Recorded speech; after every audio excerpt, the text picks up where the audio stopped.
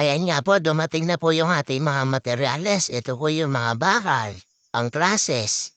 Dito naman po sa bandang unahan, nandito na po yung ating 50 pieces na semento. Ayan, nakalatag na po ang ating mga materyales. Dito yung bakal, pamoste. Ito po yung mga bakal na ating lagyan dyan. Tinutok na nga po natin at dyan, medyo nagliko-liko na nga ako. Nakadami-dami na rin ho.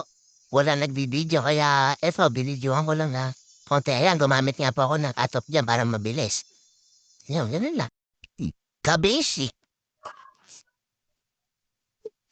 At dito nga itinuloy ko ulit ang pagliliko ng bakal para na sa gayon ay itatali na lang nila. Kaya diyan, kitang-kita nga. Mag-isa lang ako. Kaya tinawag ko asawa ko para magpa-video. Para marita naman natin na tayo nagsusumikap din para sa ating bahay na ipinapagawa.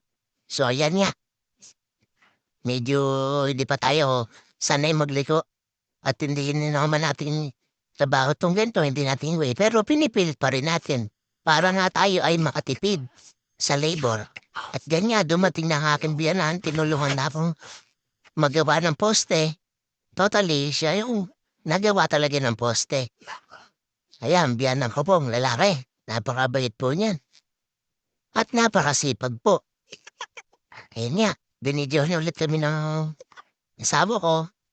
At sabi ko nga sa biyanan ko ay ipagpabukas na namin dahil dumidilim na nga rin at siya ay galing pa sa trabaho. Dito nga, malapit na naming matapos ang ginawang poste ng tatay. Diyan nga, sa loob ng isang oras ay nakatatlong poste po kami.